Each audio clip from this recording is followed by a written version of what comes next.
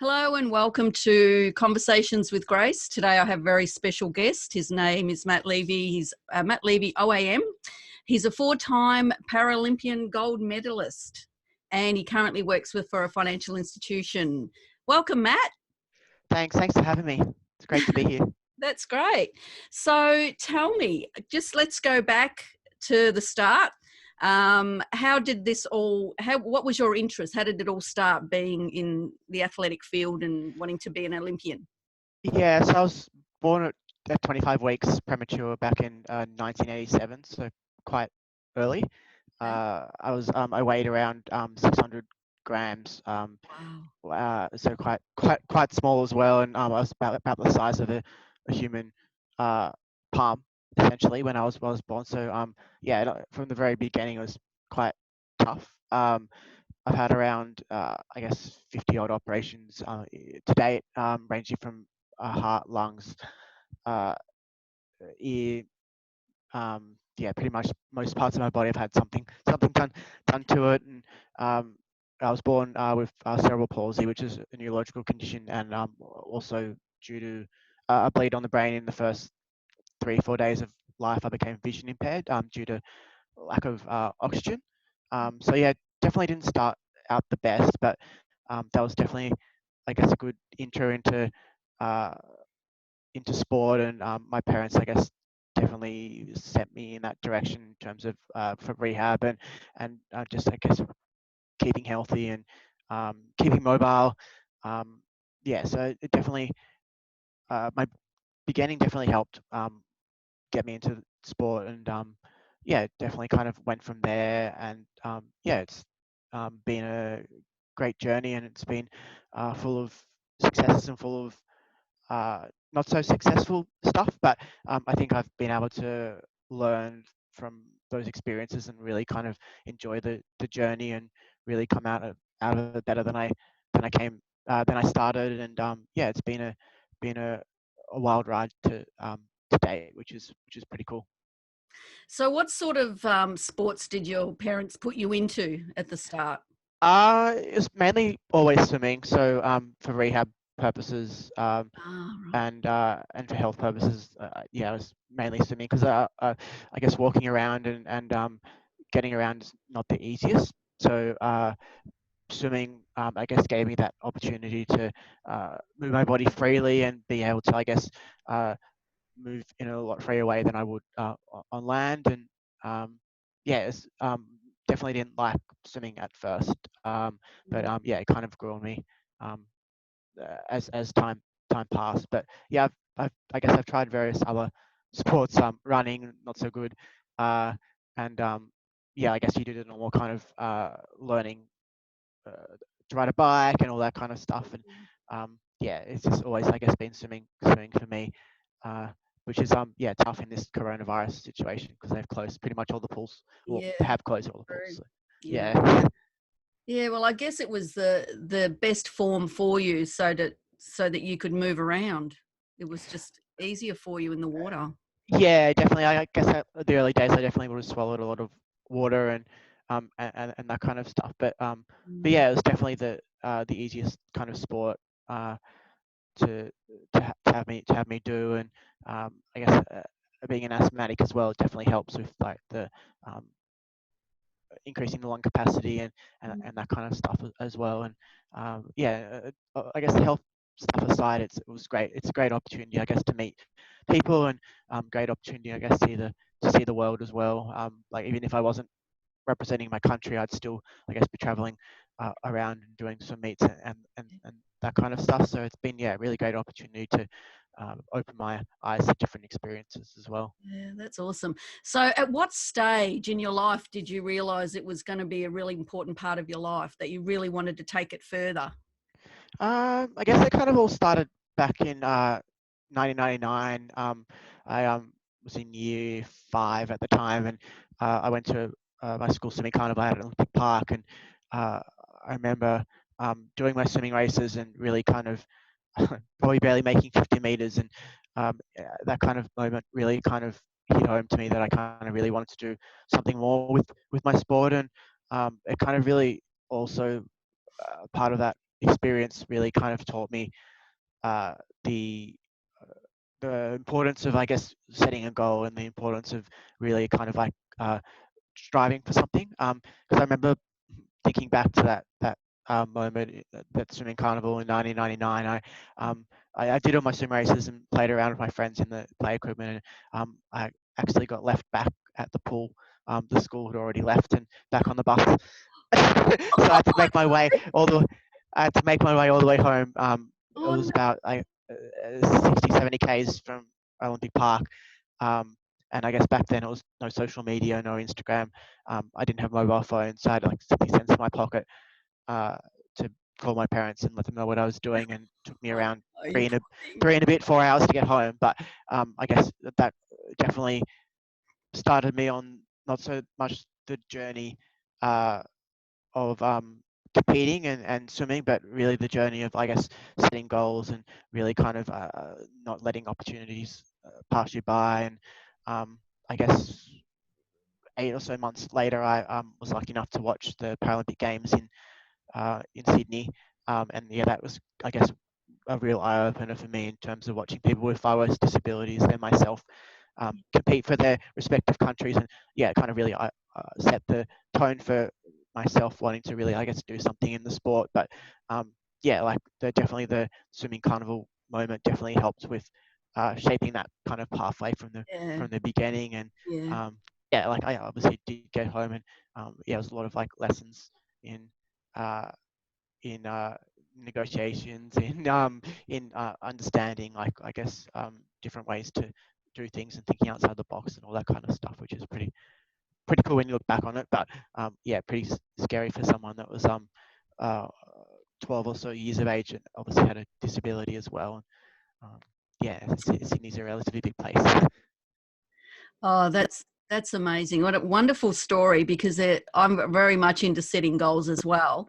But for someone like yourself who had some setbacks, and to set goals and achieve them is amazing. So well done, Matt. Thanks. That's terrific.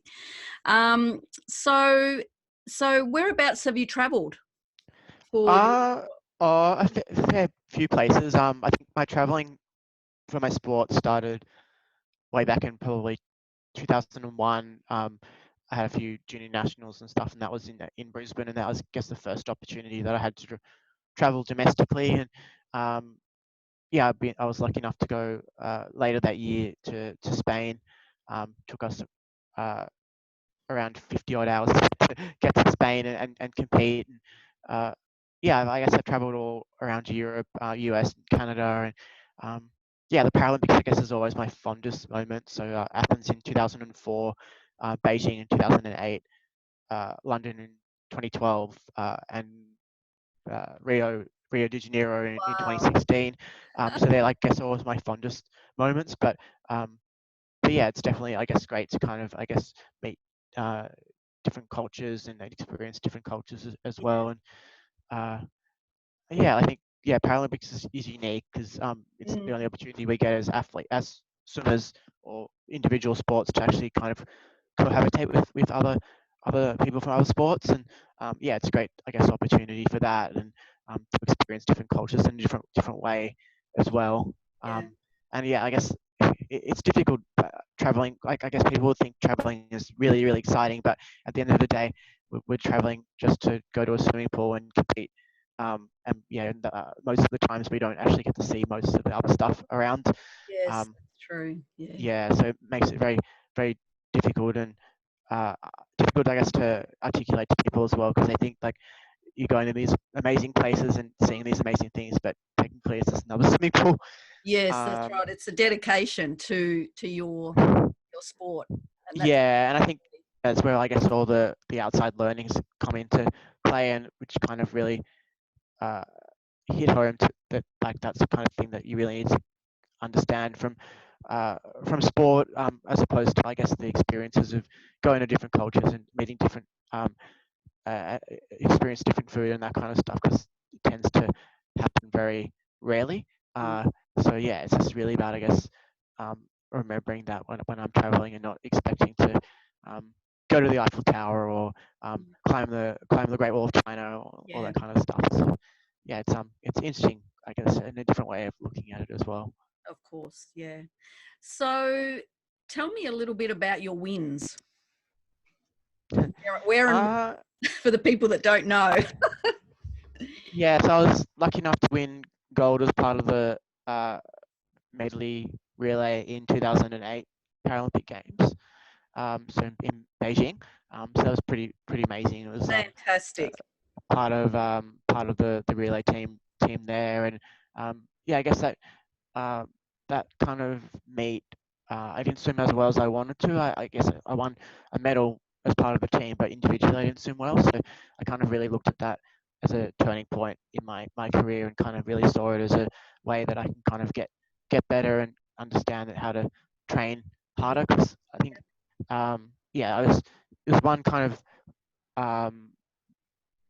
there's one way, I guess, of thinking that you're training hard, but there's, I guess, if you really like look down and really break it down, to really kind of train hard is a totally different thing. And yeah, that was, I guess, when I kind of realized that yeah, I was just turning up to training and going through the motions really, and not really kind of understanding that I was really training for a goal. And yeah, like it was interesting, like, way of looking at it. And yeah, that really kind of helped me shape my sport and my way of thinking for the next 4 years. And yeah, I was lucky enough to go to London 2012, and that was my best medal haul to date. I won a gold, a silver, and 3 bronze. And I think it was back to that, the kind of like thinking and that mentality to really kind of understand that yeah, if you really want something, you need to work for it, and it's not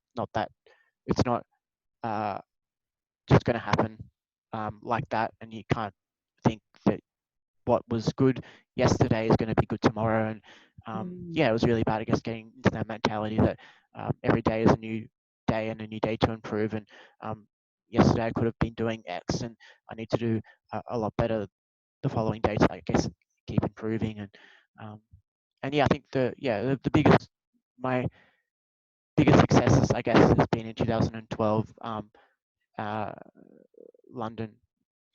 Yeah. 2012, and yeah, it was really, I guess, fantastic to represent my country, and I guess represent my country in such a big stage. Because London 2012, we yeah, it was, I guess, a big boom in commercialization and social media and all that kind of stuff. So it was really fabulous to, I guess, do well at those games and kind of see the benefit of that through 2012 and beyond. Because yeah, it was amazing to see the difference from 2004 through to 2012 in terms of the professionalism and the understanding of the public. And I think that goes to show through the TV and the social media and all that kind of stuff, how that kind of came into play, and really kind of enhanced the reputation of us as Paralympians, and how, I guess, the world viewed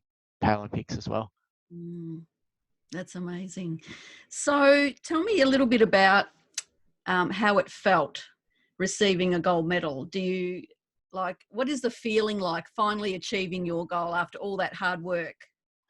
Yeah, it's an interesting feeling, because I think in the moment you're wrapped up in, I guess, what you've just done and the achievement. And you also, I guess, have to remember as well that you got other races to come and other races to compete in. So it's really about trying to tone down that excitement and really kind of work on the next one. Yeah, work on the next one, and work on, like, I guess, that process to really improve event by event, because you got heats and finals, and sometimes 2 in one day. So it makes it very tricky to I guess, release that emotion and really kind of celebrate, and then kind of tone yourself down again, and obviously go to sleep and do all that kind of stuff. So yeah, it was really overawing experience, I guess, winning a gold medal, and to win it in front of a crowd that we had at London 2012 was fantastic. But yeah, it was just, yeah, really hard to kind of tone the emotions down, and really hard to I guess understand that I have more races to come, and that kind of thing. But I think, yeah, most of the celebration came after the games, and when I kind of had finished. But I think that's, yeah, difficult as an athlete to explain to general public that, yeah, like I've won a medal or won a gold medal and I've done really well, but I need to like focus on my next race and really kind of be professional for the team and professional, I guess, around the general public as well. Because yeah, it's you don't want to like screw up your next race and disappoint your team if you're in a relay and that kind of stuff, just because you've like overexerted yourself emotionally. But yeah, it was, yeah, I remember the crowd, and it was yeah, deafening in the relay, and you definitely in all my individual races you couldn't hear anything, and they had to like delay the start a couple of times in a few of my races. And Wow. yeah, it's really I guess amazing feeling. And yeah, it's difficult as well because as athletes we train for this one moment and this one, I guess, opportunity. And yeah, it's really hard, I guess, to kind of put it into words and really try and remember that. Yeah, it doesn't really matter. I guess at the end of the day, if we train our hardest and do the best we can, there's not much, I guess, more you can do. And yeah, it's tough, I guess, in that moment when you're on the blocks because you're uh, you're thinking about so many things and you've got so many doubts in your head that have I done enough? What are my competitors doing and all that kind of stuff. So it's, yeah, really hard to remember. You need to remember, I guess, why you're here and what you're doing and how much work you put in to kind of get there, to really kind of bring it home that whatever happens. It doesn't really matter at the end of the day. It's just a swim race.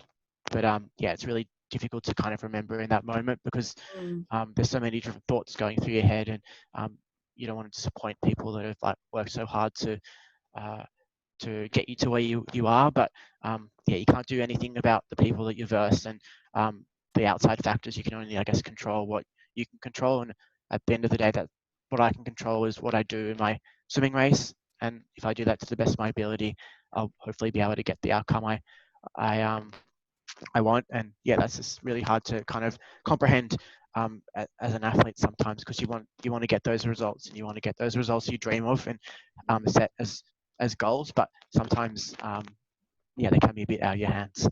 Yeah. Yeah. So I guess it's similar to some actors who, they're doing a movie or something and they stay in character because they have to be focused on that.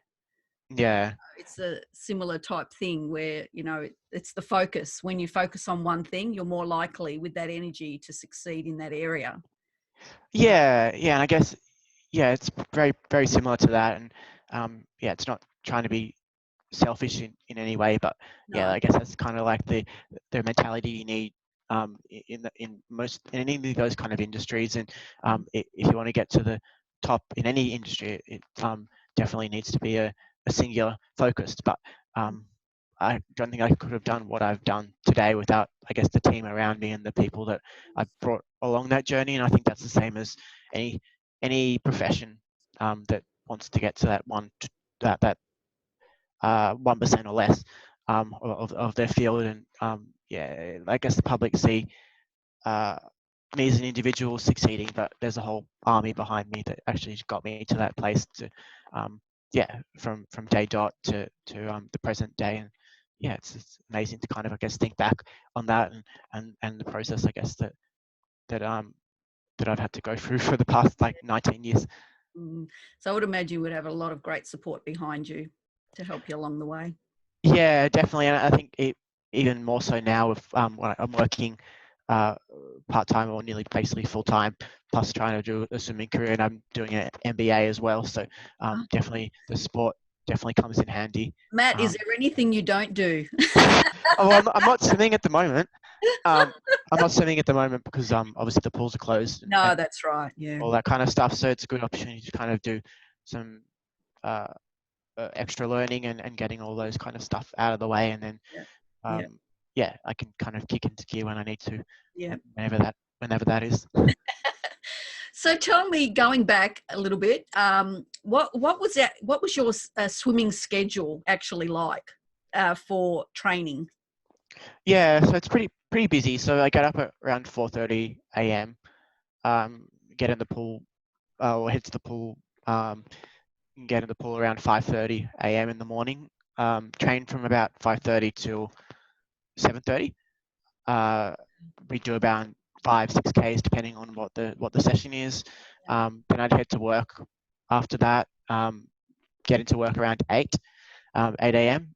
Work from 8 a.m. till around 4.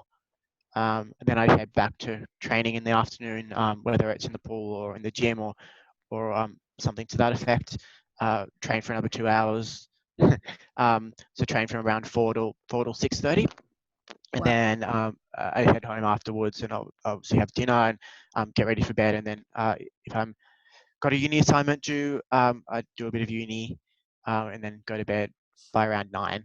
So it's pretty full on days. But yeah, I think it's great to get into, I guess, a routine and get into a rhythm of doing something that you kind of really enjoy. And yeah, I guess the balance definitely does help. And that's what I definitely found with this COVID situation. The lack of balance was hard to kind of comprehend at the beginning, because you're used to kind of doing this and doing that, and then like part of it's like taken away.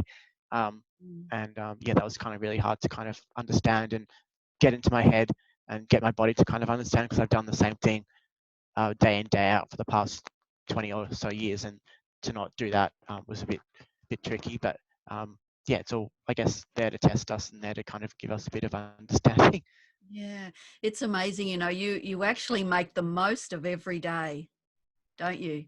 I do. You actually fill it up. Like, there's a lot of people out there that just go along, don't do much, but it's amazing what you can do in 24 hours, isn't it?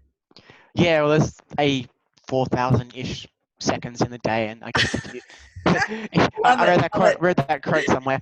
But yeah, if you can, I guess, utilize a good portion of that, you're getting a good chunk of the way to succeeding in life. But yeah, it's it's interesting Yeah. way of doing it, and I guess yeah, it's just really about, I guess, making those opportunities count, and yeah, kicking those goals. That's right. So, what are you working on at the moment? What are you actually doing at the moment now that COVID's still around? Although they've lifted a few things now, but what's happening? Yeah, so I'm working. I guess that's a big part of most of my days, and I'm doing an MBA online in leadership and innovation. So that's Oh, kind of cool. wonderful. Yeah, so I've finished that hopefully in September. So that's, I guess, getting to the tail end of that. So it's kind of good. Uh, it's good timing to be able to do that, and to really kind of get my head stuck into that and get that How out long? of the How way. long is that for? How long is that course for? Or I think it's an 18-month course. Okay. Yep. So I started early last year, and I would have Mm. probably done part-time this trimester and next trimester. But Yep.